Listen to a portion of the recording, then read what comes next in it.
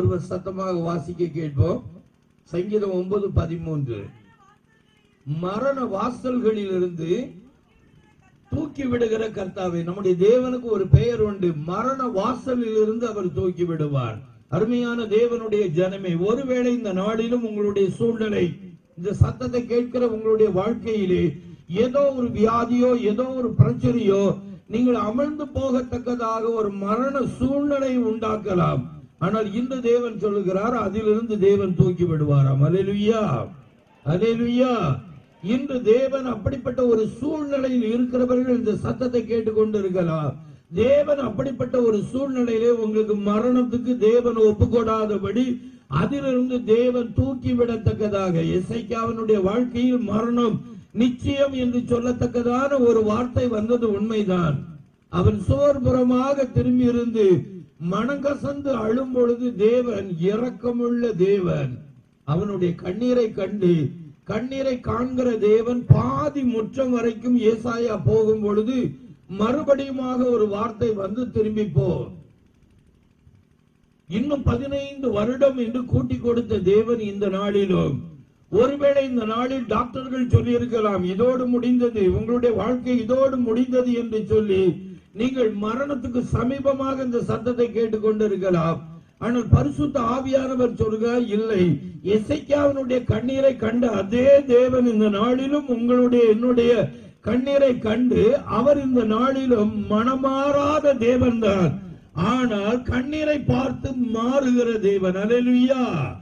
மாறாத தேவன், மாறாதவராக இருந்து பிரச்சனைகளை மாற்றுகிற தேவன். இந்த நாளிலும் எந்த நிலைமையில் இருந்தாலும் அவர் தூக்கி விடுகிற தேவன். இனி அவ்வளவுதான், என்னுடைய வாழ்க்கை இவ்வளவுதான், இதோடு முடிந்தது என்று சொல்லி ஒரு முடிவுக்கு நேராக எவ்வேறு வீட்டிலிருந்து ஒரு செய்தி வருகிறது, போதகரை வருத்தப்படுத்த வேண்டாம், எல்லாம் முடிந்தது என்று சொல்லும் பொழுது இரட்சகர் இயேசுவின் வாயிலிருந்து ஒரு வார்த்தை வருகிறது.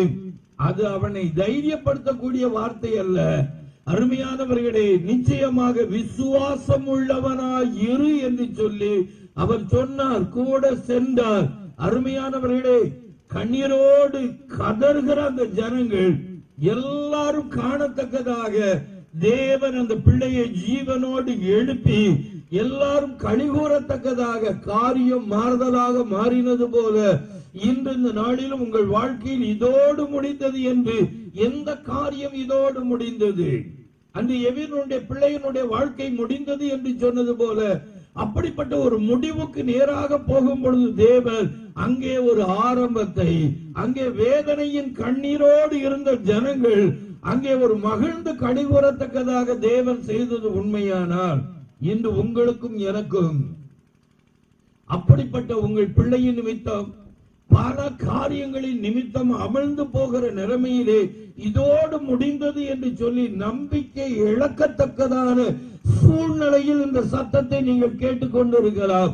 ஆனால் தேவன் இந்த நாளில் சொல்லுகிறார், நம்பிக்கை நீ இழந்திருக்கலாம், நம்பிக்கை இழக்கத்தக்கதாக சூழ்நிலையை நீ காணலாம். ஆனால் அப்படிப்பட்ட ஒரு சூழ்நிலையிலும் நம்பிக்கை உண்டாகத்தக்கதாக என் தேவன் செயல்பட முடியும் என்பதை நீங்கள் அறியத்தக்கதாக இன்று உங்களுக்கு தேவன் ஒரு அற்புதம் செய்ய போகிறார். கரங்களை தட்டுங்களே. அல்லேலூயா. இனி அவ்வளவுதான், இனி முடிந்தது, இனி அவ்வளவுதான் என்று சொல்லலாம். ஆனால் தேவன் முடிவு என்கிற ஒரு காரியத்தை ஒரு ஆரம்பம் என்று ஆரம்பிக்கிறவர் தான் என்னுடைய தேவன். சத்துரு இனி அவ்வளவுதான் முடிந்தது என்று சொல்லலாம். ஆனால் தேவன் அதையும் மறுபடியுமாக உலர்ந்த எலும்புகள் ஒன்றுக்கும் உதவாது என்று தூக்கி எறியப்பட்டது உண்மைதான். இனி அவ்வளவுதான், ஒன்றுக்கும் உதவாது. அப்படி தூக்கி எறியப்பட்ட அந்த எலும்பின் மீது என் தேவனுடைய கண்கள் பார்த்தது மாத்திரமல்ல, அதை விசாரித்தது மாத்திரமல்ல, அதை மறுபடியுமாக இழந்த எல்லாவற்றையும் பெற்றுக்கொள்ளத்தக்கதாக செய்து அங்கே ஒரு அசைவு உண்டானது. அசைவு உண்டானது மட்டுமல்ல, மறுபடியும் ஜீவன் உண்டாகி தூக்கி எறியப்பட்ட அந்த எலும்பை என் தேவன் பார்த்தது போல இன்று மனிதர்களால் தூக்கி எறியப்பட்ட நிலைமையில் இந்த சத்தத்தை கேட்கலாம். அப்படிப்பட்டவர்களை என் தேவனுடைய கண்கள் இந்த இரவு வேளை பார்த்து கொண்டிருக்கிறது. ஏன் அந்த எலும்பை என் தேவன் பார்த்தார்? மறுபடியும் அது காலூண்டி நிற்கத்தக்கதாக, அது இழந்ததை மறுபடியும் பெற்றுக் கொடுக்கத்தக்கதாக, அதற்குள் ஜீவன் உண்டாகத்தக்கதாக, அதை மறுபடியும் காலூண்டி நின்று ஒரு பெரிய சேனையாக மாற்றுவதற்காக என் தேவனுடைய கண்கள் அந்த உலர்ந்த எலும்பை பார்த்தது போல எல்லாம் இழந்த நிலைமையில் இந்த சத்தத்தை கேட்டுக் கொண்டிருக்கிறார். உலர்ந்த எலும்பை பார்க்கிற தேவன் எல்லாம் இழந்த நிலைமையில் இருக்கிற உங்களை பார்க்கிறது மாத்திரமல்ல, அதை விசாரிக்கிறது மாத்திரமல்ல, மறுபடியும் திருப்பி கொடுத்து அதை ஒரு பெரிய சேனையாக மாற்றின என் தேவன். அப்படிப்பட்ட ஒரு சூழ்நிலையில் இருக்கிற உங்கள் வாழ்க்கையை என் தேவன் இப்பொழுது பார்க்கிறார். அவர் கிரியை செய்கிறார், எல்லாவற்றையும் திருப்பி தரப்போகிறார். நீங்கள் காலூண்டி நிற்கத்தக்கதாக என் தேவன் செய்ய போகிறார். கரங்களை தட்டுங்க. அல்லேலூயா, அல்லேலூயா. என் தேவன் மரண வாசலில் இருந்து தூக்கி விடுகிற தேவன். எந்த நிலைமையில் நீங்கள் இருக்கிறீர்கள் என்பது அல்ல, நீங்கள் எப்படிப்பட்ட ஒரு சூழ்நிலையில் இந்த சத்தத்தை கேட்கிறீர்கள் என்பதல்ல, என் தேவன் எப்படிப்பட்டவர் என்பதுதான் முக்கியம். அவர் தூக்கி விடுகிற தேவன். சங்கீதம் 113:7 சொல்கிறது, சிறியவனை புழுதியில் இருந்து எடுத்து எளியவனை குப்பையில் இருந்து தூக்கி விடுகிறார். அல்லேலூயா, அல்லேலூயா. நீங்கள் சிறியவனாக இருக்கலாம், சிறிய வீட்டில் இருக்கலாம், சிறிய குடும்பத்தில் பிறந்திருக்கலாம், ஆனால் தேவன் சொல்லுகிறார், நீ சிறியவன் தான், நீ எளியவன் தான், நீ குப்பையில் தான் இருக்கிறாய். ஆனால் அப்படிப்பட்டவனை தூக்கி விடுகிற ஒரு தேவன் ஒருவர் உண்டு என்பது நீயும் இந்த ஊராரும் அறிந்து கொள்ளத்தக்கதாக அப்படிப்பட்ட நிலைமையில் இன்று அநேகரை சந்திக்க என் தேவன் வந்திருக்கிறார். அல்லேலூயா, அல்லேலூயா. அவ்வளவுதான். என்னுடைய நிலைமை இப்படி. ஒரு கழுதையை தேடி சவுல் கழுதை போல வருகிறான். அவன் ஒரு கழுதையை காண முடியாதபடி 9 நாளை நீங்கள் வாசித்து பாருங்கள் 1 சாமுவேலில். அங்கே ஒரு கழுதையை தேட முடியாதபடி பல நாடுகள், பல மலைகள் அவன் சென்று, பல பட்டணங்கள், நாடுகளை அவன் கடந்து சென்று ஒரு கழுதையை கண்டுபிடிக்க முடியாத ஒரு மனிதனை தேவன் ஒரு நாட்களுக்கு முன்பாக அவனை குறித்து மேன்மையாக, அவன் விரும்பினது கழுதை கிடைத்தால் போதும் என்று ஒரு தேவ மனிதனை சந்திக்க வரும் பொழுது, அப்படிப்பட்ட ஒரு மனிதன் மீது ஒரு தேவ திட்டத்தை அங்கே தீர்க்கதரிசியின் இடத்தில் தேவன் சொல்லுகிறார். அவனை ராஜாவாக்க வேண்டும், 30 பேரில் முதன்மையாக வைக்க வேண்டும் என்று சொல்லி அவனுக்காக ஒரு விருந்தை ஆயத்தப்படுத்தி இருந்தது போல, அதை அவன் அறியாதவனாக கழுதை கழுதை என்று இருந்தால், உலக பிரகாரமாக எதையோ இழந்ததையே நினைத்துக் கொண்டு தேடிக்கொண்டு அதை கண்டுபிடிக்க முடியாத நிலைமையில் இருந்தவனை என் தேவன் ஒரு நாளுக்கு முன்பாக அவனுடைய எதிர்காலத்தை குறித்து ஒரு தீர்க்கதரிசனத்தில் சொல்லி அவனுக்காக ஒரு விருந்தை ஆயத்தப்படுத்தி வைத்திருந்தவர். நீங்கள் இந்த நாளில் வருவதற்கு முன்பாகவே நீங்கள் கழுதையை தேடுகிறீர்கள். தேவன் உங்களை குறித்து ஒரு பெரிய திட்டம் வைத்து இந்த நாளில் உங்களை அழைத்துக் கொண்டு வந்திருக்கிறார். அருமையானவர்களே, ஒரு கழுதையை தேடின ஒரு சவுல் மீது தேவன் ராஜாவாக மாற வேண்டும், மாற்ற வேண்டும் என்று ஒரு திட்டம் இருக்குமானால், இன்று இந்த நாளிலும் உங்கள் மீதும் தேவன் ஒரு உயர்ந்த திட்டத்தை தேவன் வைத்திருக்கிறார். அதை அறியாதபடி வீட்டிற்கு போவோம். என்னுடைய தகப்பனார் கழுதையை விட்டு, கவலையை விட்டு என்னை குறித்து கவலைப்படுவார் என்று அவன் சொன்னது போல, இப்பொழுது நீங்கள் முயற்சி பண்ணி உலக பிரகாரமான ஏதோ ஒரு காரியத்தை தேடி தேடி முயற்சி பண்ணி தோற்று போன நிலைமையிலே இனி அவ்வளவுதான், திரும்பி போவோம். அப்படிப்பட்ட ஒரு சூழ்நிலையில் கையில் ஒன்றுமில்லை என்று இப்பொழுது அந்த வேலைக்காரன் சொல்கிறான். தீர்க்கதரிசியை பார்க்க போவோம் என்று சொல்லும் பொழுது அவருக்கு கொடுக்க கால் சைக்கிள் வெள்ளி இல்லை. அப்படிப்பட்ட கால் சைக்கிள் வெள்ளி இல்லாதவன் எத்தனையோ நாடுகள் தேடியும் அவன் விரும்பின உலக பிரகாரமான கழுதையை கண்டுபிடிக்க திராணி இல்லாதவன் மீது தேவன் ஒரு ராஜாவாக ஆளுகை செய்யக்கூடிய திட்டத்தை வைத்து அங்கே சாமுவேலோடு சாப்பிடத்தக்கதாக 30 70 பேரில் முதன்மையானவனாக கனப்படுத்தப்பட்டு இது உனக்கென்று வைக்கப்பட்டது என்று சொல்லி ஒரு முன்னந்தோட சந்தையும் அதனோடு உள்ளதையும் வைத்து அவனை சாப்பிட சொல்லி அவனுடைய எதிர்காலத்தை சொல்லி, நீ சாதாரணமான மனிதன் அல்ல, நீ விரும்புகிறபடி அல்ல, நீ நினைக்கிறபடி கழுதையாகப்பட்டது.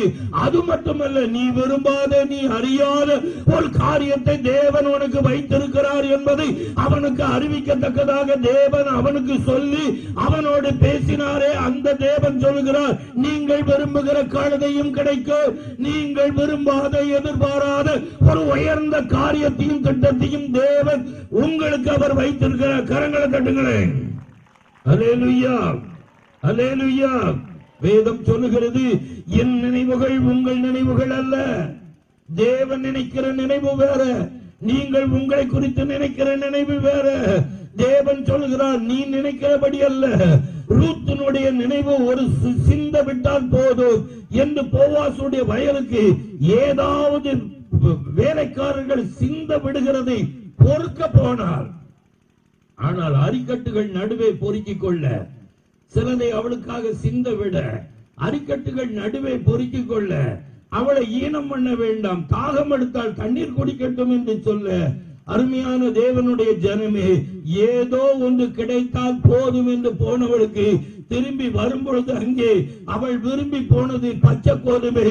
திரும்பி வரும் பொழுது தேவன் அவளுக்கு வறுத்த கோதுமை கொடுத்த தேவன் இந்த நாளில் சொல்லுகிறார், நீ இன்று விரும்பி வருவது, நீ எதிர்பார்த்து வருவது சாதாரண முறையில் ஏதாவது சிந்த ஏதாவது கிடைக்குமா என்கிற நோக்கத்தில் இன்று தேவனிடத்தில் சின்ன எதிர்பார்ப்போடு வந்திருக்கலாம். ஆனால் அங்கே ரூத்தினுடைய வாழ்க்கையிலே படிப்படியாக அவளை அதட்ட வேண்டாம், சிந்த விடுங்கள், அரிக்கட்டுகள் நடுவே பொறுக்கட்டும் என்று சொல்லி வறுத்த கோதுமையை கொடுத்து அதோடு நிறுத்தவில்லை. அருமையானவர்களே, சிந்தினதை பொறுக்க போனவள் மீது அந்த வயலுக்கு சொந்தக்காரியாக தேவன் மாற்றக்கூடிய ஒரு தேவ திட்டத்தை வைத்திருந்தாரே. அந்த தேவன் சொல்லுகிறார், மோவாபிய ஸ்திரீ, அந்த மோவாபிய ஸ்திரீ சபைக்கு உட்படலாகாது என்று உபாகமம் 23:3 வாசிக்கிறோம். அப்படிப்பட்ட ஆகாத ஒதுக்கப்பட்ட தள்ளப்பட்ட ஒருத்தியை தேவன் இப்படிப்பட்ட ஒரு நினைவோடு அவள் விரும்பினபடி அல்ல, தேவன் ஒரு பெரிய விருப்பம் வைத்து அதே வயலுக்கு சொந்தக்காரியாக மாற்றி உயர்த்தின தேவன் இன்று இரவு தேவன் சொல்லுகிறார், நீ நினைக்கிறபடி அல்ல. முடிவு என்கிற நிலைமையில் இருக்கிறாள். அவள் இழப்பின் மத்தியில் வந்தாள். நகோமிக்கு பின்னாக வரும் பொழுது இழந்து வந்தாள். ஆனால் தேவனோ இழந்ததையும் கொடுத்தார். அவள் விரும்பினபடி அல்ல. அருமையானவர்களே, உங்கள் விருப்பம் பச்சை கோதுமையாக இருக்கலாம், தேவனுடைய விருப்பம் வறுத்த கோதுமை கொடுக்கிறது மாத்திரமல்ல. ஏதோ மற்றவர்கள் சிந்த விடுவார்கள், கொஞ்சம் கிடைத்தால் போதும் என்று சொல்லலாம். அருமையானவர்களே, அப்படிப்பட்ட ஒரு ரூத்துக்கு அந்த வயலையே சொந்தக்காரியாக மாற்றி அதே வேலைக்காரிகள் இவளிடத்திலே கை நீட்டி சம்பளம் வாங்கத்தக்கதாக தேவன் செய்தது உண்மையானால் இன்று பரிசுத்த ஆவியானவர் சொல்லுகிறார், அந்த நிலைமையில் இந்த சத்தத்தை கேட்கிறார். ஆனால் தேவன் சொல்லுகிறார், ரூத்தை எப்படி உயர்த்தி மாற்றினோ அப்படிப்பட்ட ஒரு பெரிய ஒரு மாறுதலை என்னால் உனக்கு கொடுக்க முடியும். நம்ப முடிஞ்சவங்க கைகளை தட்டுங்க. அல்லேலூயா, அல்லேலூயா. அருமையானவர்களே, வேதம் சொல்கிறது, மரண வாசலில் இருந்து தூக்கி விடுகிற கர்த்தர் என்று பார்த்தோம். அருமையானவர்களே, இருளில் இருக்கிற ஜனங்கள் பெரிய வெளிச்சத்தை கண்டார்கள். மரண இருளில் இருக்கிற ஜனங்கள் பெரிய வெளிச்சம், மரண இருள் உங்களை சூழ்ந்திருக்கலாம். ஆனால் அப்படிப்பட்ட நிலைமையிலேயே சிறிய வெளிச்சம் அல்ல, பெரிய வெளிச்சத்தை காண போகிறீர்கள். வேதம் சொல்கிறது, அப்படிப்பட்ட ஒரு ஜனங்களை, மரண இருளில் இருக்கிற ஜனங்களை பெரிய வெளிச்சத்தை காண்கிறது மாத்திரமல்ல, அந்த ஜனத்தை திரளாக்கி அவர்களை பெருக பண்ணி அற்பில் மகிழுகிறது போல மகிழ பண்ணுவாரா? இன்று ஒரு இருள் உங்களை சூழ்ந்து மரண போராட்டத்தில் இந்த சத்தத்தை கேட்கிறார். தேவன் சொல்லுகிறார், மரண வாசல் இருந்தும் நான் தூக்கி விடுவேன், மரண இருளில் இருந்தும் தூக்கி பெரிய வெளிச்சத்தை காண்பிப்பேன், அந்த ஜனத்தை நான் திரளாக்குவேன், அதை மகிழ்ச்சியினால நிரப்புவேன், அதை பருக பண்ணுவேன் என்று சொல்லுகிறார். கரங்களை தட்டுங்களேன்.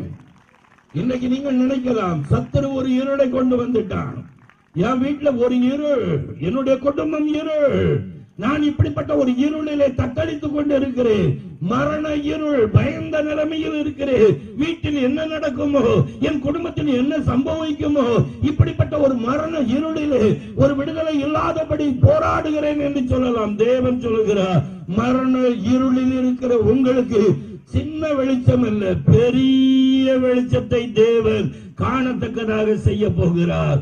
அது மட்டுமல்ல, அப்படி மரண இருளில் இருந்த ஒரு ஜனங்களை திரளாக்கி பெருக பண்ணி அறுப்பில் மகிழுகிறது போல மகிழ பண்ணுவாராம். இந்த வார்த்தை உண்மை. அருமையானவர்களை, நீங்க விசுவாசிக்க கூடுமானார் இன்னைக்கு உங்க நிலைமை அப்படிப்பட்ட ஒரு மரண இருள்ல இருக்கலாம், உங்களை தேவன் பெரிய வெளிச்சத்தை காண கிருபை செய்ய போகிறார். ஒரு பெரிய வெளிச்சத்தை காண கிருபை செய்ய போகிறார். மாறா நான் சந்திக்கிறேன் என்று சொல்லலாம். தேவன் மாறாவை சந்திப்பதற்கு ஏன் அனுமதித்தார்? அருமையானவர்களே, மதுரமான தண்ணீரை நீங்கள் பருகுவதற்காக. கரங்களை கட்டுங்க. ஏன் திருமண வீட்டில், கல்யாண வீட்டில் குறைவு வந்தது? முந்தின ரசத்தோட பிந்தின ரசம், ருசியான ரசம் குறைவு வரலன்னா அந்த ருசியான ரசத்தை நிச்சயமா ருசி பார்க்க முடியாது. உங்க வாழ்க்கையில வந்த குறைவு உங்களுக்கு பிந்தின ரசம் ஒரு ருசியான ரசத்தை உங்களுக்கு கொடுப்பதற்காக அந்த குறைவை தேவன் அனுமதித்தார்.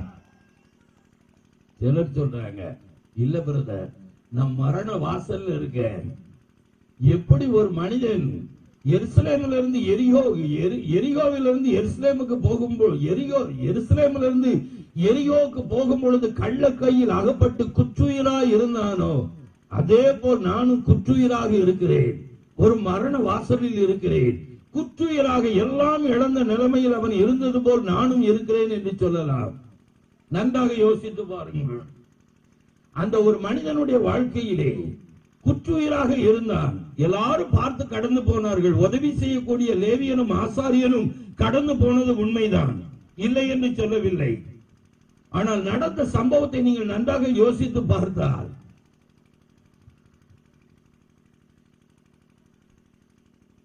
வாசற்படியில் இருந்த ஒரு மொர்தெகாய்க்கு ராஜா ஏறுகிற குதிரை ஆமான் மூலமாக ராஜா ஏறுகிற குதிரையில் ஏற ஒரு சிலாக்கியம் கிடைத்தது. ஆனால் குற்றுயிராய் இருந்து கள்ளர் கையில் அகப்பட்டு எல்லாம் இழந்து மனிதர்கள் பார்த்து பார்த்து உதவியற்ற நிலைமையிலே இனி அவ்வளவுதான் என்று மரணம்தான் என்கிற நிச்சயத்தில் இருந்த ஒருவனை என் தேவன் நல்ல சமாரியன் இறங்கி வந்தாரே. இப்பொழுது வாசற்படியில் இருந்தவன் குதிரையில் ஏறினான். ஆனால் குற்றுயிராய் இருக்கிறவர் வாகனத்துல, அதே ராஜா ஏறுகிற வாகனத்துல, வாகனம் அவன் குதிரையில மட்டும் ஏறினான், இவன் ராஜாவோடு பிரயாணம் பண்ணினான். கரங்களை தட்டுங்க. இன்னைக்கு நீங்க குற்றுயிரா இருக்கலாம், இன்னைக்கு நீங்க குற்றுயிரா இருக்கலாம். மனிதர்கள் எல்லாம் கடந்து போகலாம். உங்களுக்கு ராஜா ஏறுற குதிரை இல்ல, ராஜாவும் குதிரையில இருப்பார், நீங்களும் கூட இருப்பீங்க, அவரோடு பிரயாணம் பண்ணத்தக்கதாக. அப்படிப்பட்ட பாக்கியம் உங்களுக்கு கிடைக்கும். ஏன் ஆண்டவரே எனக்கு இப்படி ஒரு குற்றுயிர்? அருமையானவர்களே, இந்த பரிசுத்த ஆவியானவர் சொல்லுகிறார், வாழ்க்கையில் நொறுங்கின நிலைமையில், உடைந்த நிலைமையில் இந்த சத்தத்தை நீங்கள் கேட்டுக்கொண்டு, நான் இப்படிப்பட்ட ஒரு குற்றுயிராக இருக்கிறேன், வேதனையோடு இருக்கிறேன், இழப்பு, என்னுடையவர்கள் என்னை பார்த்து கடந்து செல்கிறார்கள், என்னை நேசிக்கிறவர்கள் என்னை சுற்றி செல்கிறார்கள், எனக்கு அருமையானவர்கள் எனக்கு நான் உதவி கேட்டு விடுவேனோ என்று என்னை பார்த்து பாராமல் செல்கிறார்கள். அருமையானவர்களே, இன்று தேவன் சொல்லுகிறார், மனிதர்கள் உங்களை பார்த்து எல்லாம் இழந்து போனாய், ஒன்றுமில்லை என்று சொல்லி நீங்கள் கடந்து போகலாம். என் தேவன் எப்படிப்பட்டவர் தெரியுமா? ஒன்றுமில்லாத வெறுமையான படகை தெரிந்தெடுத்து அதில் ஏறி ஒரு படகில் ஏறி 2 படகை நிரப்பி அவர் திருப்தியாக்குகிற தேவன் என்பதை மறந்து விடாதீர்கள். குறைவு என்று வரும் பொழுது மனிதர்கள் கடந்து போகலாம், ஆனால் வெறுமையான படகை பார்த்து வெறுமையானது என்று என் ரட்சகர் இயேசு ஒரு நாளும் கடந்து போக மாட்டார். கரங்களை தட்டுங்க. அல்லேலூயா. யாரோ உங்களை பார்த்து அற்பமாக நினைத்தாங்க என்று சொல்லி அதையே நினைச்சு கதறீங்களே. மனிதர்களால் எப்பொழுது புறக்கணிக்கப்படுகிறோமோ அப்பொழுது தேவனால் நாம் சிநேகிக்கப்படுகிறோம். மனிதர்கள் நமக்கு தூரமாகும் பொழுது தேவன் நமக்கு சமீபமாகிறார். ஒன்று மாத்திரம் நிச்சயம், ஆகாது என்று தள்ளப்பட்ட கல்லை தான் மூளைக்கு தலைக்கல்லாக மாற்றுவார். மனிதர்களுக்கு நீங்கள் ஆகாதவர்களாக இருக்கலாம். ஒருவேளை ஒரு நாளில் உங்களை நேசித்தவர்கள், அவர்களுக்கு நீங்கள் பிரயோஜனமாக இருக்கும் பொழுது உங்களை புகழ்ந்தவர்கள், இன்று ஒருவேளை உங்களிடத்தில் ஒன்றும் இல்லை என்று சொல்லும் பொழுது உங்களை குறை கூறி உங்களுக்கு ஆலோசனை சொல்லத்தக்கதாக நீ இப்படி புத்தீனமாய் நடந்தாய், ஆகையால் இவ்வளவு வேதனை என்று சொல்லி உங்களை புண்படுத்தி வேதனையின் மத்தியில் வேதனைப்படுத்தத்தக்கதாக பேசலாம். ஆனால் என்னுடைய ரட்சகர் இயேசுவோ வேதனையோடு இருக்கும் பொழுது, காயத்தோடு இருக்கும் பொழுது அவர் பார்த்து கடந்து செல்கிற தேவன் அல்ல. இறங்கி காயத்தை ஆற்றி தன்னுடைய ஆசனத்தில் எடுத்து அவனுக்கு தேவையானது எல்லாவற்றையும் செய்தது போல வாழ்க்கையில் காயத்தோடு இருக்கும் பொழுது மனிதர்கள் யார் என்பதை நீங்கள் அறிந்து கொள்ளலாம். அதே நேரத்தில் அப்படிப்பட்ட ஒரு சூழ்நிலையில் என் தேவன் யார் என்பதையும் அறிந்து கொள்ள முடியும். எல்லாம் இருக்கும் பொழுது, எல்லா வசதியும் இருக்கும் பொழுது எல்லாரும் நம்மளை நேசிப்பார்கள். ஒன்றுமே இல்லாத நிலைமையில், நம்முடைய நிலைமை தாழ்ந்த நிலைமையில் வரும் பொழுது, அழகு இருக்கும் பொழுது நேசித்த ஒரு கணவன், அழகு இருக்கும் பொழுது நேசித்த ஒரு மனைவி, அழகு இருக்கும் பொழுது நேசித்தவர்கள், பணம் ஆஸ்தி இருக்கும் பொழுது வீட்டிற்கு வந்த இனஞ்சன பந்துக்கள் உங்களிடம் ஒன்றும் இல்லை என்று சொல்லும் பொழுது உங்கள் பேரை உச்சரிக்க கூட அவர்கள் தயங்குவார்கள். அருமையானவர்களே, அப்படிப்பட்ட ஆகாது என்று தள்ளப்படுகிற நிலைமையிலே, அந்த சூழ்நிலையிலும் நம்மளை தேடி வந்து நேசிக்க ஒருவர் உண்டுமானால் அவர் இயேசு. நீங்கள் எந்த நிலைமையில் இருந்தாலும், எந்த சூழ்நிலையில் இருந்தாலும், உங்கள் சூழ்நிலையை பார்த்து, உங்கள் பலவீனத்தை பார்த்து உங்களை அற்பமா எண்ணுகிற ஜனங்கள் மத்தியில் மனிதர்களைப் போல பார்க்க அவர் மனிதன் அல்ல. அருமையானவர்களே, அவர் கடந்து போகிற தேவன் அல்ல. பிரச்சனைகளை பார்த்து கடந்து போகிற தேவன் அல்ல. நம்முடைய வேதனைகளை பார்த்து கடந்து போகிற தேவன் அல்ல. நம்முடைய பலவீனத்தை பார்த்து கடந்து போகிற தேவன் அல்ல. நம்முடைய குறைவை பார்த்து கடந்து போகிற தேவன் அல்ல. அழகில்லை என்று கடந்து போகிறவர்கள் உண்டு, பணம் இல்லை என்று கடந்து போகிறவர்கள் உண்டு, படிப்பு இல்லை என்று கடந்து போகிறவர்கள் உண்டு. ஆனால் எந்த நிலைமையிலும் நம்மளை நேசிக்க ஒருவர் உண்டுமானால், எந்த சூழ்நிலையிலும் நமக்கு உதவி செய்ய ஒருவர் உண்டுமானால், சாத்ராக் மேஷாக் ஆபேத்நேகோ நெருப்புக்குள் மரண ஒரு சூழ்நிலைக்கு போகும் பொழுதும் அந்த நெருப்புக்குள் வந்து அவர்களுக்கு உதவி செய்யத்தக்கதாக நெருப்புக்குள் வந்து உதவி செய்து மரண வாசலிருந்து தூக்கிவிட முடியுமானால் அந்த தேவனை போல அன்புள்ளவங்க யாரும் இல்லை. திரும்ப திரும்ப சொல்றேன், இயேசுவை போல எந்த சூழ்நிலையை நேசிக்க ஒருவரும் இல்லை. இயேசுவை போல எந்த சூழ்நிலையிலும் நம்மளை நேசிக்க ஒருவரும் இல்லை. இது இயேசுவை போல நீங்க எந்த பாவத்தோடு இருக்கலாம், நீங்க எப்படிப்பட்ட பலவீனத்தோடு இருக்கலாம், பலவீனத்தை பார்த்து மனிதர்கள் உங்களை குற்றப்படுத்துவாங்க. இளைய குமாரன் எல்லாம் இழந்த நிலைமையில மூத்த குமாரன் சொல்லுகிறார், வேசிகளிடத்தில் ஆசியை செலவழித்த உம்முடைய மகன் என்று சொல்லும் பொழுது இருதயத்தை பார்த்து அவன் நடந்து வரும் பொழுது ஓடி வந்து கட்டிப்பிடித்து அவன் இருக்கிற வண்ணமாகவே முத்தம் செய்து அவனுக்கு மேன்மையானதை கொடுத்து அவனுடைய வயிற்றை நல்ல ஒரு ஆகாரத்தினால் திருப்தியாக்கி நல்ல வஸ்திரத்தை கொடுத்து கைக்கு மோதிரம் கொடுத்து காலுக்கு பாதரட்சை கொடுத்து அவனை சந்தோஷப்படுத்தி அவனோடு சேர்ந்து சந்தோஷப்பட்டவர் தான் நீங்களும் நாடும் சேவிக்கிற இயேசு. இயேசு அப்படிப்பட்ட ஒரு பாவி என்று தள்ளாதவர்.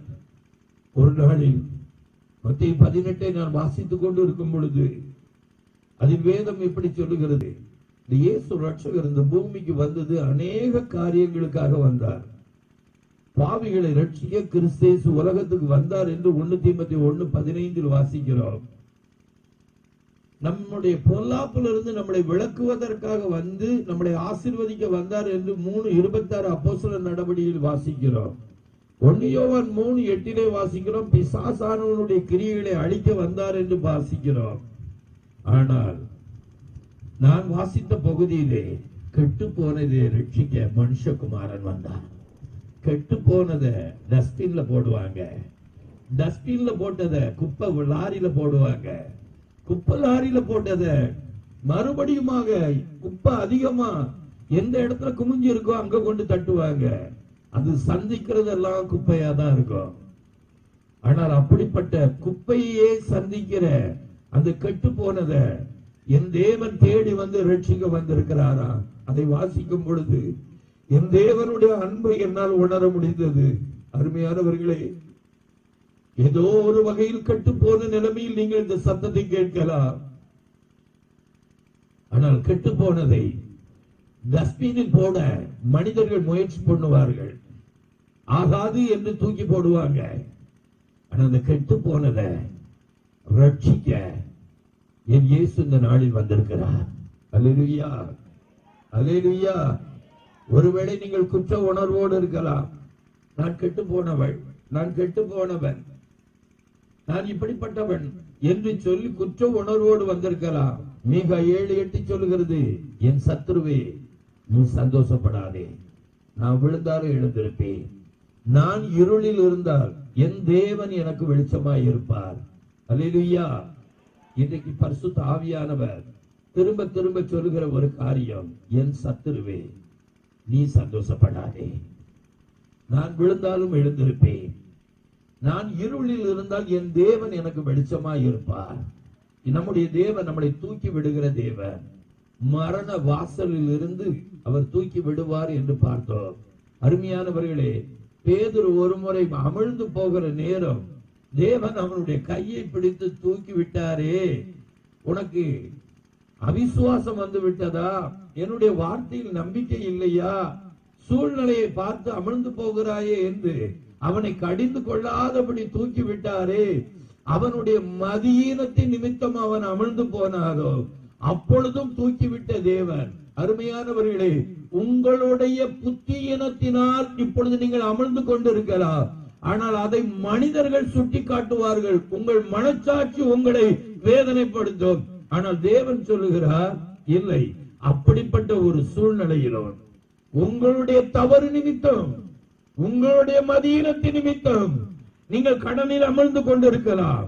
அது உங்களுடைய மதியீனமாக இருக்கலாம். யோசபாத்தினுடைய ஒரு மதியீனம், ஆகாப்புக்கு விரோதமாக தேவன் யோசபாத்தை பலப்படுத்தினார்.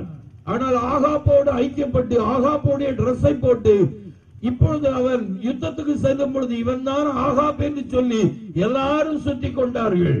தேவனை நோக்கி கூப்பிட்டான். தேவன் அவனுக்கு அனுசாரியா இருந்து சத்துருக்கள் விலகும்படி செய்தார். அருமையான தேவனுடைய ஜனமே, அவன் தவறு செய்தது உண்மைதான். அது நிமித்தம் ஒரு மரண பயம் உண்டாகத்தக்கதாக எதிரிகள் சூழ்ந்தது உண்மைதான். அந்த நேரம் தேவனை நோக்கி கூப்பிடும் பொழுது அந்த மரண வாசல் இருந்து அவனுடைய தவறு நிமித்தமாக அவன் ஒரு மரணத்துக்கு நேராக அவனே சென்றாலும், அப்படிப்பட்ட ஒரு சூழ்நிலையிலும் தேவன் தூக்கிவிட்டாரே. இன்று நான் எரேமியா புஸ்தகம் 14வது வசனத்தை வாசித்துக் கொண்டிருக்கும் பொழுது அங்கே வேதம் சொல்லுகிறது, தெளிவாக சொல்லுகிறது, அவர்கள் தங்கள் பாதைகளை அவர்கள் கோணலாக்கி கொண்டார்கள். அவர்கள் தங்கள் பாதைகளை கோணலாக்கி கொண்டார்கள். ஒருவேளை இந்த நாளில் நம்முடைய வாழ்க்கையை நாமே கோணலாக்கி இருக்கலாம். ஆனால் தேவன் சொல்லுகிறார், நான் உனக்கு முன்னே சென்று கோணலானவைகளை செவையாக்குவேன். அல்லேலூயா, அல்லேலூயா, அல்லேலூயா. அருமையான தேவனுடைய ஜனமே, நம்முடைய தேவன் இரக்கத்தில் ஐஸ்வர்யம் உள்ள தேவன். நம்முடைய தேவன் இரக்கமுள்ள தேவன். வாசலில் இருந்து தூக்கி விடுவார். சாரிபாத் விதவை இனி அவ்வளவுதான், நான் பார்க்கிறது கடைசி, நான் பார்க்கிற என் பிள்ளை கடைசி, நான் பொறுக்கிற விறகு கடைசி, இனி இந்த உலகத்தை பார்க்கிறது கடைசி, கொஞ்சமாவு இதை நான் சாப்பிட்டு விட்டு செத்து போக வேண்டும் தீர்மானிக்கப்பட்டு அவள் விறகு பொறுக்கிக் கொண்டிருக்கிறாள். ஆனால் அவளுடைய சூழ்நிலையை, சாகிறவனுடைய சாவை விரும்பாத தேவன் அவளுக்கு நேராக ஒரு தேவ மனிதனை அனுப்பி மரணத்துக்கு ஆயத்தமாக்கி கொண்டிருந்த அவளை ஜீவனுக்கு ஆயத்தமாகத்தக்கதாக ஆசீர்வதித்து பஞ்சம் முடியும் வரைக்கும் எந்த ஒரு குறைவு இல்லாதபடி நிறைவாக்கி, அவளுடைய மகன் இறந்தாலோ அங்கே எலியாவின் மூலமாக உயிர்ப்பித்து பெரிய அற்புதத்தை செய்யத்தக்கதாக செய்து, யாருக்கு பெரிய அற்புதம்? இனி மரணம் தான், செத்து போக வேண்டும், வாழ்க்கையில் நான் ஏன் உயிரோடு இருக்க வேண்டும்? அப்படிப்பட்ட ஒரு விதவையை தேவன் நேசித்து பரத்திலிருந்து பார்த்து 2 நேரமும் மட்டன் சாப்பாடு சாப்பிட்டு, காகத்தின் மூலமாக கேரியாத்தின் ஆற்றங்கரையிலே மட்டன் சாப்பாடு சாப்பிட்ட ஒரு எலியாவோடு பேசி யோர்தானை நதியை வற்ற வைத்து அவனை அங்கே போக வைத்து ஒரே ஒரு விதவையின் மீது மரணத்துக்கு ஏதுவாக தீர்மானம் பண்ணின ஒரு விதவையை காப்பாற்றுவதற்காக ஒரு தேவ மனிதனை அனுப்பி அங்கே அவளை ஆசீர்வதித்து அவளையும் திருப்தியாக்கி அந்த தேவ மனுஷனையும் திருப்தியாக்கி அந்த குடும்பத்திலே பெரிய அற்புதம் செய்தாரே. அந்த தேவன் சொல்லுகிறார், நான் இப்படிப்பட்ட நிலைமையில் இருக்கிறேன், என்னை இயேசு நேசிப்பாரா?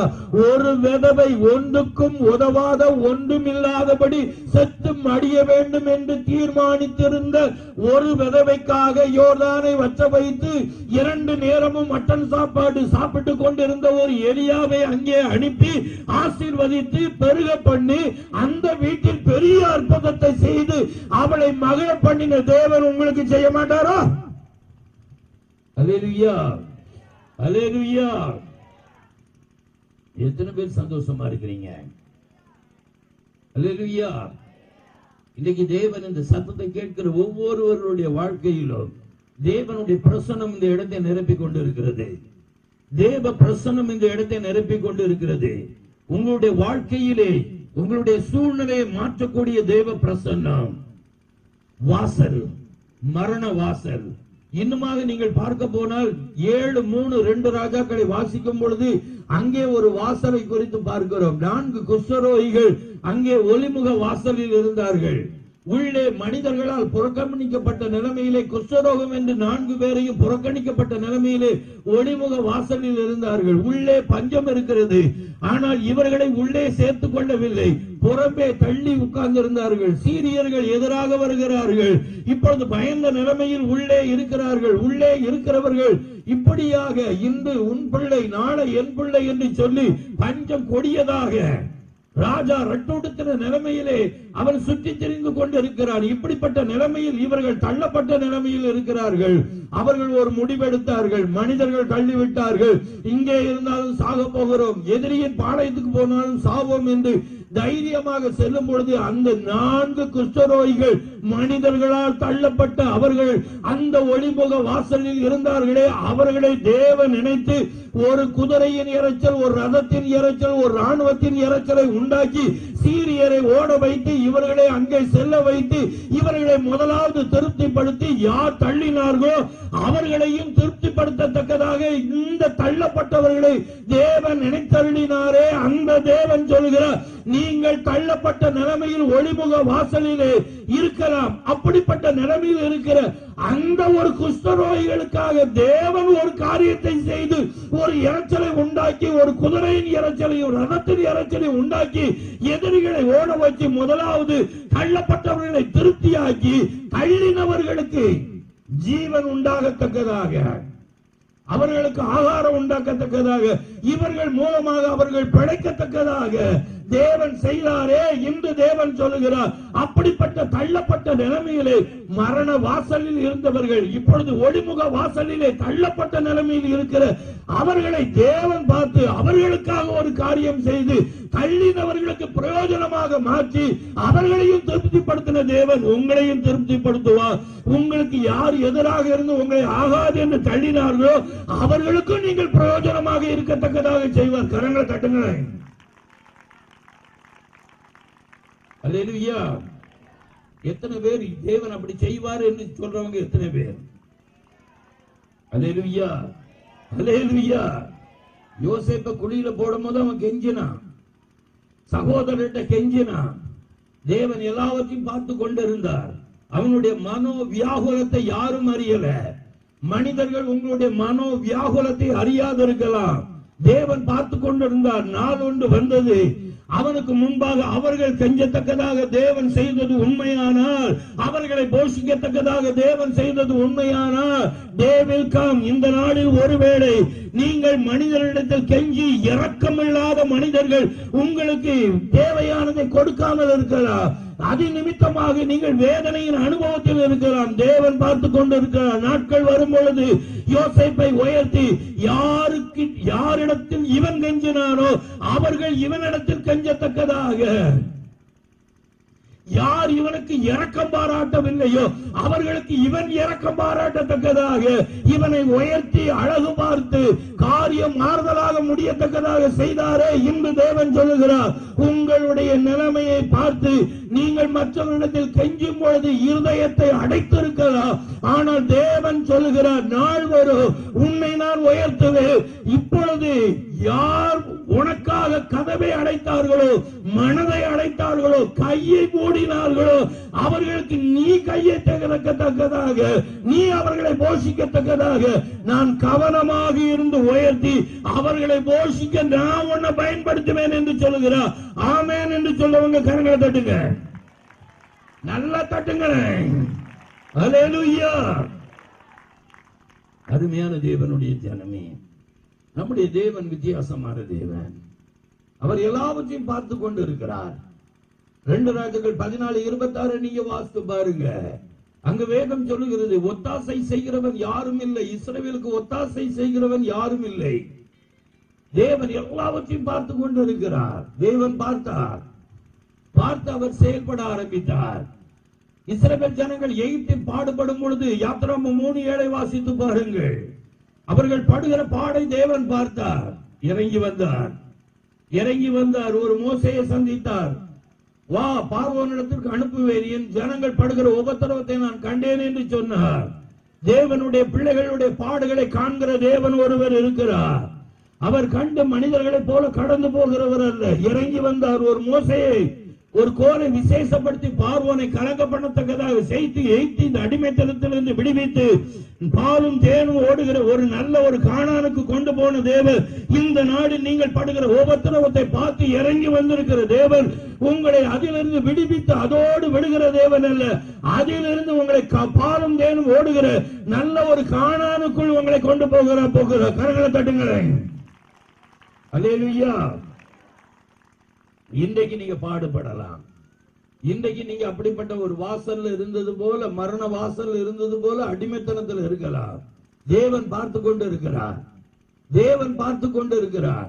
4 குஷ்டரோகிகள் அவமதிக்கப்பட்டதை தேவன் பார்த்தார். யோசேப்பு வியாகுலப்பட்டதை தேவன் பார்த்தார். அருமையானவர்களே, வாசற்படியிலே மொர்தெகாய் இருக்கிறான். அது ஒரு வாசல், அரண்மனை வாசலில் இருந்தான். ஆனால் நன்மை செய்தான். எஸ்தர் 2வது அதிகாரம் கடைசி வசனத்தை வாசித்து பாருங்கள். வாசலில் இருந்தான், நன்மை செய்தான். ஆனால் நன்மைக்கு பதிலாக எப்பொழுது நன்மை செய்தானோ அவன் இருக்க வேண்டிய ஸ்தானத்தில் ஆமான் இருந்தான். ராஜாவுடைய மோதிரம் அவன் கைக்கு போனது. அவன் வெள்ளியும் பொன்னும் உடையவனாக இருந்தான். இவன் ஒன்றுமில்லாதவனாக இருந்தான். ஆனால் இவனை தேவன் பார்த்து கொண்டிருந்தார். நன்மைக்கு பதிலாக தீமை செய்யத்தக்கதாக ஆமான் எழுப்பினார். தேவன் பார்த்து கொண்டிருந்தார். தூக்கு மரம் செய்யும் வரைக்கும் பார்த்து கொண்டிருந்தார். அருமையானவர்களே, ஒருவேளை நீங்கள் நினைக்கலாம், தேவன் சும்மா இருக்கிறார், நான் நன்மை செய்ய இவர்கள் எனக்கு விரோதமாக தீமை செய்கிறார்கள், தேவன் இதை பார்த்து கொண்டு சும்மா இருக்கிறார் என்று ஒரு குறிப்பிட்ட அளவு சும்மா இருப்பார். லாபான் நன்மை செய்தான் யாக்கோபுக்கு. லாபானுக்கு நன்மை செய்தான். லாபான் சொல்லுகிறார், உன் நிமித்தம் என்னை தேவன் ஆசீர்வதித்தார் என்பதை குறிப்பினால் அறிந்தேன் என்று சொல்லுகிறார். ஆனால் தீமை செய்யத்தக்கதாக லாபான் எழுந்து செல்லுகிறார். 6 நாட்கள் தொடர்ந்து அவனை துரத்துகிறார். 7வது நாட்கள் தொடர்ந்து அவனை கிட்டி அவனை தீமை செய்யத்தக்கதாக தீய நோக்கத்தோடு வரும் பொழுது, அவன் மீது கை போடக்கூடிய நிலைமைக்கு வரும் பொழுது, அன்று ராத்திரி தேவன் லாபானை சந்தித்து யாக்கோபை தொட்டால் நீ செத்தாய் என்று சொல்லி அவனை பயமுறுத்தி அவனுக்கு நன்மை செய் என்று சொல்லி அவனுடைய எண்ணங்களை மாற்றினாரே, அந்த தேவன் 6 நாள் அமைதியாக இருந்தார். அல்லேலூயா, அல்லேலூயா, அல்லேலூயா. தொடரலாம், தொட முடியாது. சொல்லுங்க, சத்துரு தொடரலாம், தொட முடியாது. யாத்திராகமம் 15:7-8 வாசித்து பாருங்க. தொடருவேன், பிடிப்பேன், கொள்ளையாடி பங்கிடுவேன், என் ஆசை அவர்களில் திருப்தியாகும், பட்டயத்தை உருவேன், என் கை அவர்களை சங்கரிக்கும் என்று பகைஞன் சொன்னான். தொடருவேன் என்று சொன்னான், ஆனா தொட முடியல. சொல்லுங்க, அவன் தொடர முடியும், ஆனா தொட முடியாது. அவன் தொடர முடியும், ஆனா தொட முடியாது. ஒரு சிலர் இல்ல, எங்க வீட்டுல ஏன் இந்த பிரச்சனை நடக்கணும்? அநேகருடைய கேள்வி என்ன தெரியுமா? எங்க வீட்டுல ஏன் இந்த மரணம் நடக்கணும்? நாங்க நல்ல ஜெபம் பண்ணோமே, எங்களுக்கு ஏன் இது நடக்கணும்? அங்கேயும் அவருடைய தீர்மானத்தின்படி அழைக்கப்பட்டவர்களாய் தேவனிடத்தில் அன்பு கூறுவதற்கு சகலமும் நன்மைக்கு ஏதுவாக நடக்கிறது. ஒரு சிலர் சில மரணம் வந்துட்டா அப்படி உட்கார்ந்துருவாங்க, அப்படி துக்கமா உட்கார்ந்துருவாங்க. திரும்ப பைபிள் வாசிக்க மாட்டாங்க, ஜெபம் பண்ண மாட்டாங்க. எங்களுக்கு ஆண்டவர் என்ன செஞ்சார், எங்களுக்கு என்ன செஞ்சார், நாங்க எத்தனை வருஷமா காத்திருக்கோம், எவ்வளவு கண்ணீர், எவ்வளவு வேதனை. ஒரு மனுஷனுக்கு ஒத்த விரல் இல்லாம ரொம்ப வேதனைப்பட்டுட்டு இனி பைபிளே வாசிக்க மாட்டேன்ட்டு இருந்தானா. திடீர்னு ஜன்னலை திறந்து பார்க்கும் போது 2 காலம் இல்லாம ஒருவன் போயிட்டு இருந்தானா. உடனடியான முறையில முட்டாள்தனமான காரியம் செய்தோம் என்று ஆண்டவர்கிட்ட மன்னிப்பு கேட்டானா. அது போல இந்த நாட்கள்ல நம்ம சில விரல் இல்லாம நம்ம அழுதுட்டு இருக்கோம். கால் இல்லாத நிறைய பேரை பார்த்தாச்சுன்னா தான் நம்மளுக்கு இந்த பிரச்சனை தெரியும். அருமையான தேவனுடைய ஜனமே, ஒன்றை நீங்க அறிந்து கொள்ளுங்க, தேவன் எல்லாவற்றின் நன்மைக்கு எதுவாக செய்வார். யாக்கோபை சிரசேதம் பண்ணது உண்மைதான். ஏரோது பேதுருவை சிரசேதம் பண்ண அப்போஸ்தலர் 12வது அதிகாரத்திலே அங்கே சிறையில் அடைச்சு வச்சிருக்கான். ஆனா கூடாமற் போயிற்று. நீங்க கேட்கலாம், யாக்கோபு எதற்காக அப்ப தேவன்? யாக்கோபுக்கு தேவன் அப்படி செஞ்சிருக்கலாம்ல, உண்மைதான். யாக்கோபு அவரோடு இருக்கிறதுக்கு அவருக்கு ஆசை. பேதுரு அவருக்காக இங்க இருக்கிறதுக்கு தேவனுக்கு ஆசை. அதனால பேதுருவுக்கு அனுமதி கொடுத்தார், அவங்க மேற்கொண்டாங்க. ஆனா யாக்கோப பண்ணுவதற்கு அனுமதி கொடுத்தார். ஆனால் பேதுரு செய்ய வேண்டிய காரியம் அதிக காரியம். எந்த சிறைச்சாலையில் வச்சாலும் முடியாம போகும். இன்னைக்கு இந்த நாட்டுல சில காரியங்கள், சிலர் நம்மளை விட்டு போனாங்கன்னா தேவனோடு இருக்கிறது அது தேவனுடைய விருப்பம். ஆனா நம்மள தேவன் வைத்திருக்கிறான்னா அவருக்காக ஏதோ ஒரு காரியம் செய்யறதற்கு நம்மள உயிரோட வைத்திருக்கிறார். அல்லேலூயா, அல்லேலூயா. அதனால இந்த நாட்கள்ல துக்கத்தோட இருந்து எனக்கு ஏன் இந்த அற்புதம் செய்யல, எங்க அப்பா மட்டும் இருந்திருந்தா, எங்க அம்மா மட்டும் இருந்திருந்தா, இப்படிலாம் நீங்க சொல்லாதங்க. அதை விட ஒரு பெரிய தேவன் உங்களோட கூட இருக்கிறார், அதை நீங்க மறந்துடாதங்க. அல்லேலூயா. அப்பா அம்மா இருந்து உதவி செய்ய முடியாத காரியத்தை உங்க கூட இருந்து உங்களுக்கு உதவி செய்ய ஒருவர் இருக்கிறார் என்றால் அவர்தான் அன்பு ரட்சகர் இயேசு. அல்லேலூயா சொல்லுங்க. இப்ப இயேசு போதுமா போதாதா? வாயை திறந்து சொல்லுங்க. இயேசு போதுமா போதாதா? அருமையானவர்களே, 1000 பேர் நம்ம கூட இருக்கலாம். ஒரு பிரச்சனைனா எல்லாரும் போயிடுவாங்க. எந்த சூழ்நிலையிலும் இரவும் பகலும் நம்ம கூட இருந்து இஸ்ரவேலை காக்கிறவர் உறங்குகிறதும் இல்லை, தூங்குகிறதும் இல்லை. ஒரு நாளும் நம்மளை கண்மணி போல காக்கிற தேவன், நம்மளை சுற்றிலும் அக்கினி மதிலாக இருப்பார். அந்த தேவன் இந்த நாட்கள்ல நம்ம கூட இருந்தா அது நமக்கு போதுமான காரியம். இன்னைக்கு நீங்க யோசித்து பாருங்க. இப்ப வாயை திறந்து சொல்லுங்க, ஆண்டவரே நீங்க என் கூட இருந்தா போதும், நீங்க என் கூட வந்தா போதும், நீங்க எனக்கு துணையா இருந்தா போதும். மனிதர்கள் எல்லாம் எனக்கு எதிராக இருந்தாலும் வேதம் சொல்கிறது, நான் சிறுமையும் எளிமையுமானவன், கர்த்தரோ என் மேல் நினைவாய் இருக்கிறார். சிறுமையும் எளிமையா இருக்கும் பொழுது நம்மளை நினைக்க ஒரு தேவன் உண்டு. அருமையான தேவனுடைய ஜனமே, மறுபடி சொல்லுகிறேன். 2 தீமோத்தேயு 4:17 பார்க்கும் பொழுது அப்போஸ்தலனாகிய பவுல் சொல்லுகிறார், முதல் விசை உத்தரவு சொல்ல நிற்கும் பொழுது யாரும் என்னோடு நிற்கவில்லை, ஒருவரும் என் கூட நிற்கல, யாரும் நிக்கல. ஆனால் கர்த்தரோ எனக்கு துணையாக நின்று பிரசங்கம் நிறைவேறவோ சிங்கத்தின் வாயிலிருந்து என்னை ரட்சித்தார். அருமையான தேவனுடைய ஜனமே, கர்த்தர் நம்ம கூட இருப்பாரானால், தேவன் நம்ம கூட இருப்பாரானால், நம்ம வாழ்க்கையில் எவ்வளவு பெரிய பிரச்சனை வந்தாலோ அதை மேற்கொள்ள அவர் பலன் கொடுப்பார்.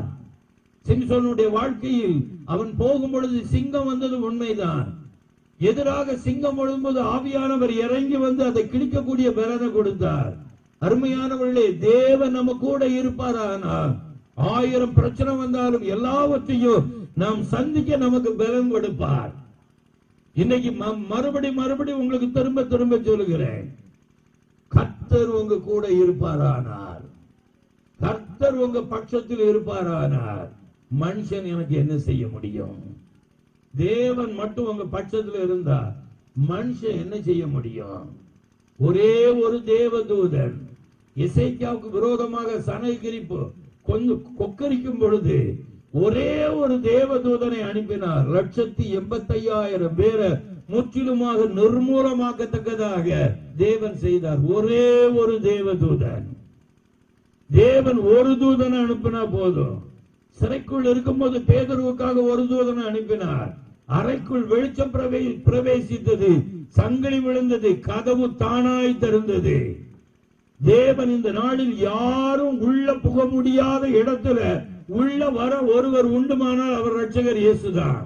சீசர்கள் எல்லாரும் பூட்டின கதவுக்குள்ள இருக்கும் போது என் ரட்சகர் இயேசு உயிர்த்தெழுந்து இயேசு உள்ள போய் உங்களுக்கு சமாதானம் என்று சொன்னார். யாருமே உள்ள போக முடியாத, யாருமே உதவி செய்ய முடியாத நிலைமையில் இந்த சத்தத்தை கேட்டுக்கொண்டு இருக்கலாம். அப்படிப்பட்ட ஒரு நிலைமையில உள்ள போய் கிரியை செய்ய ஒருவர் உண்டுமானால் அவர்தான் நான் பிரசங்கிக்கிற என் அன்பு ரட்சகர் இயேசு இயேசு இயேசு. அல்லேலூயா அல்லேலூயா. வேதம் சொல்கிறது, இது மனுஷரால் கூடாதது, தேவனால் கூடாதது அல்ல. இது மனுஷரால் கூடாதது. மனுஷங்க சொல்லுவாங்க இது எங்களால கூடாது. எந்தெந்த காரியங்கள்லாம் மனுஷிக பலத்துல முடியாது என்று சொல்றீங்களோ தேவன் சொல்ல அதை ஏண்ட கொடுப்பா, என்னால முடியும். இது மனுஷரால் கூடாது. இந்த மனுஷன் திருத்த யாரும் முடியாது. ஆண்டவர் கையில ஒப்பு கொடுங்க, ஒப்பு கொடுத்து ஜோமனி பாருங்க. இந்த பிள்ளைய திருத்த யாராலும் முடியாது. தேவன் கையில ஒப்பு கொடுத்து பாருங்க. அதே பிரச்சனையை நீங்க முன்ன வச்சு அழும் வரைக்கும் அற்புதம் நடக்காது. அந்நாள் அப்புறம் துக்கமுகமாய் இருக்கவில்லை, அந்நாள் அப்புறம் துக்கமுகமாய் இருக்கவில்லை. தேவன் அப்புறம் அற்புதம் செய்யாமல் இருக்கவில்லை. அல்லேலூயா அல்லேலூயா. 16:8 வாசிக்கும் பொழுது சங்கீதத்துல கர்த்தரை எனக்கு முன்பாக வைத்திருக்கிறேன், நான் அசைக்கப்படுவதில்லை. ஆனால் 38:17 சொல்லுகிறது, நான் தடுமாறி விழ ஏதுவாய் இருக்கிறேன், என் துக்கம் எனக்கு முன்பாக இருக்கிறது. ஒரு மனிதனுக்கு முன்பாக கர்த்தர் இருக்க வரைக்கும் அசைக்கப்படுவதில்லை. எப்பொழுது கர்த்தர் இருந்த இடத்துல துக்கம் வந்ததோ அப்பொழுது தடுமாற்றம் வந்தது. உங்க வாழ்க்கையில எல்லாவற்றிலும் ஒரு தடுமாற்றம் வருவதற்கு காரணம் கர்த்தர் இருந்த இடத்துல இப்ப துக்கம் இருக்கிற ஒரு மனுஷனுக்கு தேவன் உதவி செய்ய முடியாது. அதனாலதான் வேதம் சொல்கிறது, எப்பொழுதும் மகிழ்ந்து களி கூறுங்கள், சந்தோஷமா இருங்கள். மறுபடியும் சொல்லுகிறேன், தேசமே பயப்படாதே, மகிழ்ந்து களிக்கூறு, கர்த்தர் பெரிய காரியங்களை செய்வார். அல்லேலூயா. வாசற்படியில் மொர்தெகாய் இருந்தான், வாசல்ல தான் இருந்தான். விரோதமான முறையில ஆமான் எழுப்பினான். நடந்த காரியம் என்ன? அருமையான தேவனுடைய ஜனமே, நாட்கள் வந்தது, அவன் செய்த தூக்கு மரம் அவனுக்கு போனது. ஆனால் அவன் இருந்த அவன் கையில உள்ள முத்திர மோதிரம் மொர்தெகாய்க்கு வந்தது. நீங்கள் வாசற்படியில இருந்தாலும் அவன் மொர்தெகாய் ஆமான வணங்கவே இல்லை. காரணம், அவன் அமலேக்கியன். அவனுக்கு தெரியும் தேவனுக்கு அமலேக்கியரை குறித்து என்ன கோபம் இருக்குங்க என்பது தெரியும். வாசற்படியில இருந்தாலும் மொர்தெகாய் யூதனாகவே இருந்தபடியினால் அவனுக்கு தேவனாகவே இருந்தார். நீங்க சின்ன குஞ்சு வீட்டுல இருக்கலாம், நீங்க கிறிஸ்தவங்களாகவே இருந்தா கிறிஸ்து உங்களுக்கு கிறிஸ்துவாகவே இருப்பார். அல்லேலூயா, அல்லேலூயா, அல்லேலூயா. ஒரு கிறிஸ்தவனாகவே தன்னை காண்பித்தார், தேவன் அவனுக்கு தேவனாகவே இருப்பார். இன்னைக்கு அநேக கிறிஸ்தவங்க கேட்கிற கேள்வி, நாங்க கோயிலுக்கு போறோம், நாங்க ஜெபம் பண்றோம், ஆனா ஏன் எங்களுக்கு இந்த ஆசீர்வாதம் இல்லை, ஏன் இப்படி நடக்கணும் அப்படி சொல்லி சில மைனஸ பார்த்துக்கிட்டே இருப்பீங்க. செத்த ஈக்கள் தைலக்காரனுடைய தைலத்தை நாரி போக பண்ணும். கொஞ்சம் நீங்க கற்பனை பண்ணி யோசித்து பாருங்க. கசப்பு, ரட்சிப்பு அப்படிங்கிற ஒரு பூ பூத்த பிறகு வாழ்க்கையில செழிப்புங்கிற பூ வரலையே அப்படின்னு சொன்னா ஆண்டவர் சொல்லுவார், கசப்புங்கிற பூ வெளியே போகிறோம், செழிப்புங்கிற பூ வந்துடும். அல்லேலூயா. கசப்புங்கிற பூ வெளியே போனா போதும், தன்னால சிரிப்புங்கிற பூ பூத்துடும், செழிப்புங்கிற பூ வந்துடும். வேத வாசிப்புங்கிற பூ இருந்துச்சுன்னா நிச்சயமா கசப்புங்கிற பூ வெளியே போக முடியும். வேதம் வாசிக்காதவங்க நிச்சயமா மற்றவங்களை மன்னிக்க முடியாது. அருமையானவர்களே, இந்த நாள்ல எந்த நிலைமையில் இருந்தாலும் அவர் தூக்கி விடுகிறவர். நம்ம இப்ப ஜெபிக்க போகிறோம். நாளைய தினத்துல தேவன் பெரிய காரியங்களை செய்வார். தயவு செய்து எல்லாரும் தயவு செய்து எழுந்து நிற்போமா?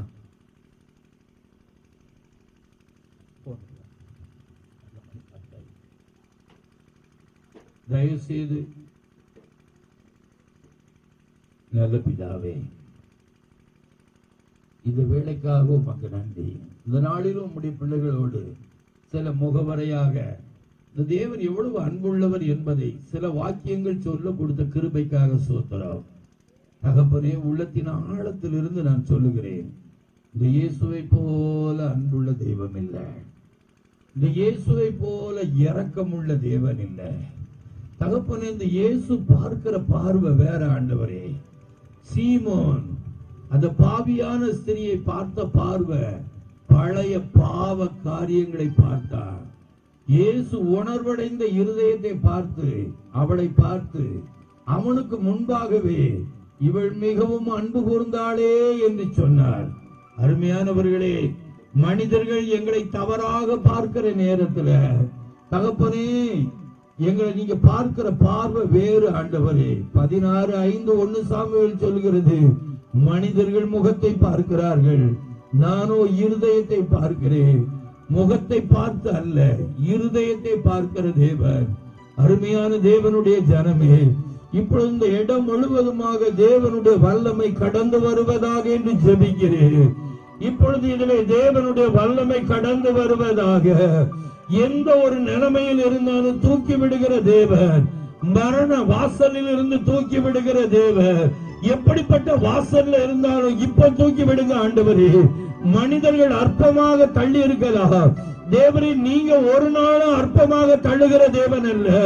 இப்பொழுது தேவனுடைய கரம் இவர்களை தொடுவதாக, தேவனுடைய வல்லமை இவர்களை தொடுவதாக, தேவ வல்லமை இவர்களை தொடட்டும். அன்பு ரட்சகரே, இப்பொழுது தேவனுடைய பிரசன்னம் இறங்கி வருவதாக. யார் யார் பலவீனத்தோடு இருக்கிறார்களோ அவர்கள் மீது தேவனுடைய கரம் இறங்குவதாக என்று ஜெபிக்கிறேன்.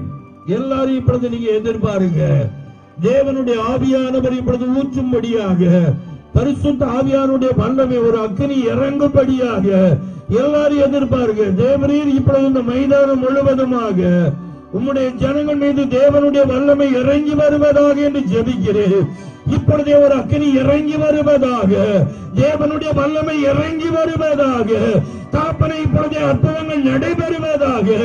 இயேசுவின் நாமத்தில் அற்புதங்கள் நடைபெறுவதாக.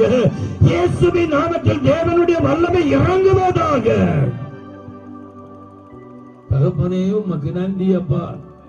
தேவரீர் உமக்கு நன்றி. தேவரீர் உமக்கு நன்றி. தகப்பனே, உமக்கு நன்றி. இப்பொழுதே தேவனுடைய பிரசன்னம் இந்த இடம் முழுவதுமாக தேவ பிரசன்னம் நிரப்பட்டும்.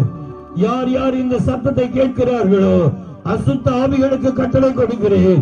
இயேசு கிறிஸ்துவின் அதிகாரம் உள்ள நாமத்தினால் அசுத்த வல்லமைகளை கட்டிந்து ஜெபிக்கிறேன். இயேசுவின் நாமத்தில் இப்பொழுது ஒரு அற்புதம் நடைபெறுவதாக. எல்லா விதமான கட்டுகளும் அறுக்கப்படுவதாக என்று ஜெபிக்கிறேன். அசுத்த வல்லமைகள் ஒவ்வொரு சரீரத்தை விட்டு வெளியேறுவதாக என்று கட்டளை கொடுக்கிறேன். இயேசுவின் நாமத்தில் ஒரு அற்புதம் நடைபெறுவதாக. செயல்படாத உறுப்புகள் செயல்படுவதாக. இயேசு கிறிஸ்துவின் அதிகாரம் உள்ள நாமத்தினால் என் தேவனுடைய வல்லமை, தேவ வல்லமை, தேவ வல்லமை, தேவனுடைய வல்லமை இப்பொழுது ஒவ்வொருவரையும் தொடுவதாக. என்ன வியாதியோடு இந்த சத்தத்தை கேட்கிறார்களோ இப்பொழுதே வியாதியின் கூர் முறியடிக்கப்படுவதாக. இயேசுவின் நாமத்தில் அபிஷேகம் பெறாதவர்கள் இப்பொழுது அபிஷேகம் பெறுவார்களாக. தேவனுடைய வல்லமை, தேவ வல்லமை, தேவ வல்லமை, தேவ வல்லமை, வல்லமை, வல்லமை.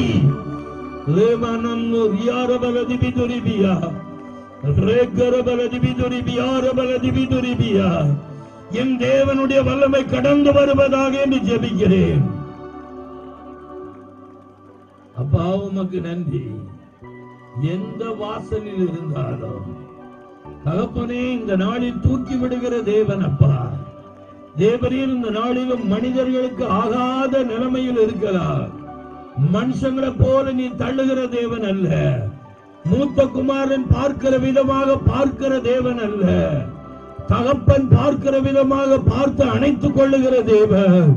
இப்பொழுது தகப்பனை ஒரே ஒரு விசை உம்மிடத்தில் கெஞ்சி கேட்கிறேன்.